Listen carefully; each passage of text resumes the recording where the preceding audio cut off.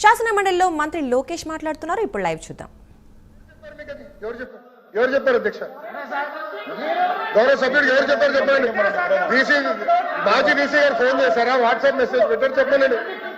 మీలాగా phone tapping నేను చేయం కదా, పెట్టమనండి, వివరాలు ఇవ్వనండి. I will definitely take action. I promise, LOP గారికి నేను ప్రామిస్ ఇస్తున్నా. I will take action. ఆధారాలు ఇవ్వనండి సార్, ఏదో ఇవ్వనండి. ఒక ఆధారాలు ఇచ్చి ఫలానా వ్యక్తి అనిత గారు ఫోన్ చేశారు, లోకేష్ ఫోన్ చేశారు, స్వామి గారు ఫోన్ చేశారు, ఏదో ఉండాలి కదా.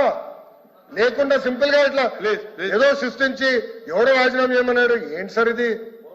మీరు కూడా పెద్దలు, ఎన్నోసార్లు మంత్రిగా చేశారు ఎల్ఓపి గారు. You're very senior leader. Lokesh గారు, this not fair. Please close చేయండి. ముందుకెళ్ళండి, ముందుకెళ్ళండి. సరే, ముందుకెళ్ళండి. నేను వెళ్ళిపోతున్నా సార్. యాక్చువల్గా సార్ సబ్జెక్ట్ లో ముందుకెళ్ళమా? సార్ సబ్జెక్ట్ లో ముందుకెళ్ళమా? సార్ ఒక్క నిమిషం సార్.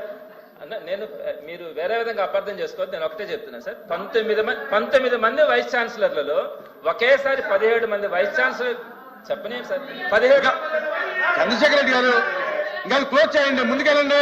ఒక్క మాట ఆయన ఆన్సర్ సార్. వెనుక వెళ్ళండి.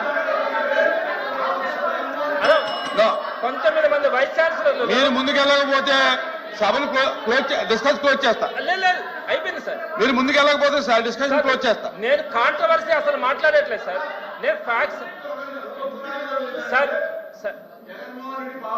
జగన్మోహన్ రెడ్డి బంధువులు, జగన్మోహన్ రెడ్డి మేనత్త కోడళ్ళు వీళ్ళంతా కలిసి వైస్ ఛాన్సలర్ గా ఉన్నారు కాబట్టి జగన్మోహన్ రెడ్డి గారు ఓడిపోయినారని చెప్పి వాళ్ళు నైతిక బాధ్యత వహించి ఈ ఓటమికి మాది గారి బాధ్యత అని చెప్పి రాజీనామా చేశారు. వాళ్ళు ఎవరు బెదిరించిందే కాదు అది.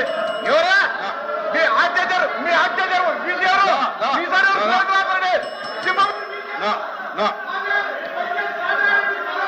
అదే రామ్ గోపాల్ రెడ్డి గారు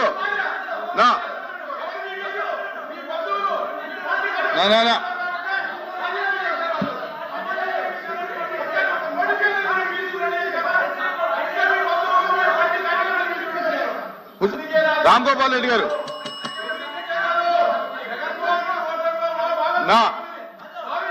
రామ్ గోపాల్ రెడ్డి గారు మీకు నేను దయచేసి వినండి.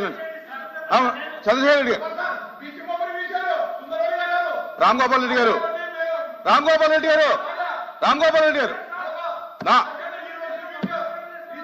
మీకు నేను అవకాశం ఇవ్వలేదు. మీరు